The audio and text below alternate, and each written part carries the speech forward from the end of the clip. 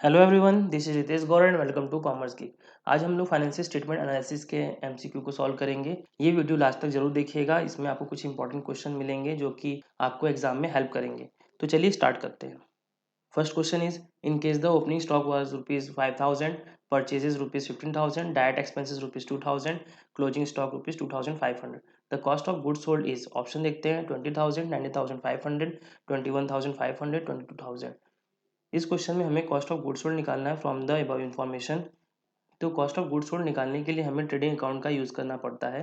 Trading account में हम लोग डेबिट साइड में ओपनिंग स्टॉक, नेट परचेज और डायरेक्ट एक्सपेंस को ट्रांसफर करते हैं, और क्रेडिट साइड में हम लोग नेट सेल्स और क्लोजिंग स्टॉक को ट्रांसफर करते हैं। कॉस्ट ऑफ गुड्स सोल्ड के लिए हमें ओपनिंग स्टॉक, नेट परचेज और डायरेक्ट एक्सपेंस को सम अप करना होता है और क्लोजिंग स्टॉक को इसमें से डिडक्ट करना होता है। तो आइए हम लोग क्वेश्चन सॉल्व कर लेते हैं। कॉस्ट ऑफ गुड्स सोल्ड निकालने के लिए हमने ओपनिंग स्टॉक की वैल्यू पुट की 5,000, परचेजेस 15,000 और डायरेक्ट एक्सपेंस 2,000, उसको समअप किया और क्लोजिंग स्टॉक को हमने डिडक्ट किया। तो इस इक्वेशन को सॉल्व करने पे हमारी वैल्यू कितनी आई, 19,500। तो हमारा ऑप्शन क्या हुआ, बी, 19,500। आइए हम लोग नेक्स्ट क्वेश्चन देखते हैं। Bill discounted with the bank is, option देखते हैं, contingent liability, current assets, none. Bill discounted with the bank हमारा कंटीजेंट लायबिलिटी होता है, और bill discounted with the bank ये टॉपिक हम लोग बेस ऑफ एक्सचेंज में पढ़ते हैं।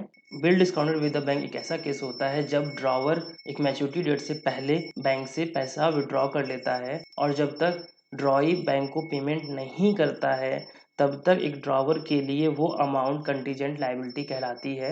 तो इसलिए bill discounted with the bank को हम लोग कंटीजेंट लायबिलिटी कहते हैं। तो आइए हम लोग कंटीजेंट लायबिलिटी के बारे में जान लेते हैं कि वो होता क्या है। Contingent liabilities, these are not real liabilities.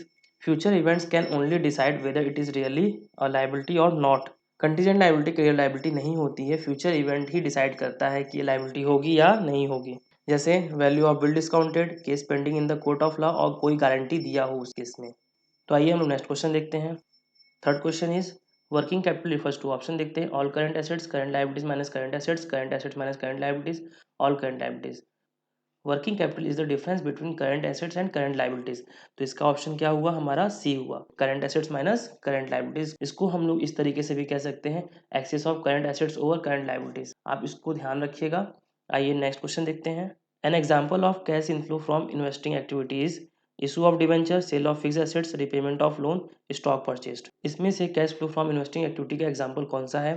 तो cash flow from investing activity हमारा डील करता है sale and purchase of fix asset से। तो इसका आंसर क्या हुआ, हमारा बी हुआ।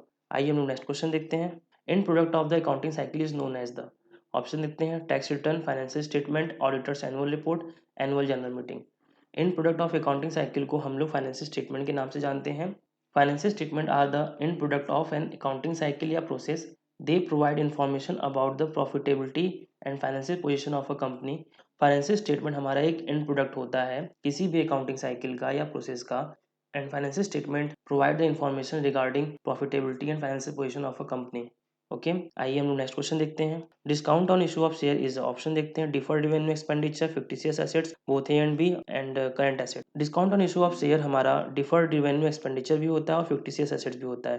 तो इसका आंसर हमारा हुआ सी। हम लोग फिक्टिशियस एसेट और डिफर्ड रेवेन्यू एक्सपेंडिचर के बारे में साथ ही साथ जान लेते हैं कि होता क्या है।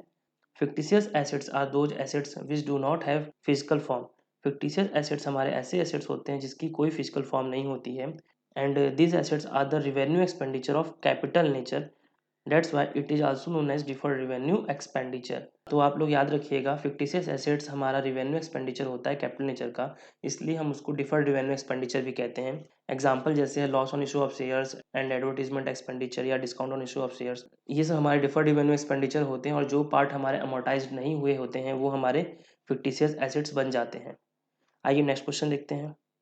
Seven question is, the expenses which related to the main operation of the business are, option देखते हैं, operating expenses, administration expenses, non administration expenses, selling expenses. वो एक्सपेंस जो कि मेन ऑपरेशन से रिलेटेड होते हैं बिजनेस के, उसको हम लोग ऑपरेटिंग एक्सपेंस के नाम से जानते हैं।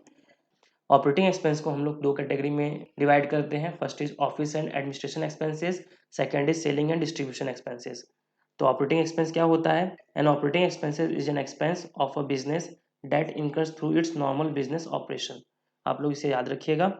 आइए नेक्स्ट क्वेश्चन देखते हैं।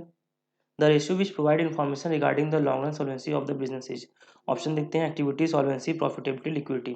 वो रेशियो जो बिजनेस के लॉन्ग रन सॉल्वेंसी पोजीशन के बारे में इंफॉर्मेशन दे, उस रेशियो को हम लोग सॉल्वेंसी रेशियो कहते हैं।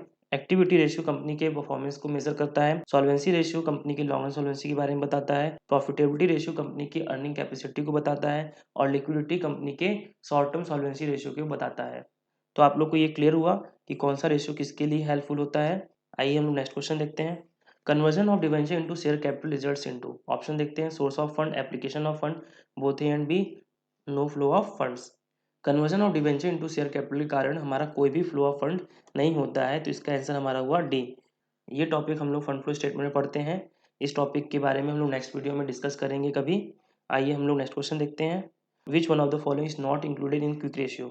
ऑप्शन देखते हैं, bank balance, inventories, bills receivable, net debtors. तो आइए इसको सॉल्व करते हैं। क्विक रेशियो का फॉर्मूला होता है quick assets upon current liabilities. और क्विक एसेट्स क्या होते हैं वो देखते हैं। Quick assets are current liabilities excluding inventories and prepaid expenses. Clear. तो क्विक एसेट्स में क्या नहीं आता है, हमारा इन्वेंट्री नहीं आता है। तो ये हमारा क्लियर हुआ। क्विक रेशियो में क्या इंक्लूड नहीं हो रहा है, इन्वेंट्री इंक्लूड नहीं हो रहा है। दीज आर द एमसीक्यू जो आपको एग्जाम में हेल्प करेंगे। हम लोग नेक्स्ट वीडियो में कुछ और एमसीक्यू सॉल्व करेंगे और कुछ नए टॉपिक को डिस्कस करेंगे। यदि आपको ये मेरा वीडियो पसंद आया तो कृपया इसे लाइक करें, सब्सक्राइब करें और इसे साथ ही साथ शेयर करें। Thank you.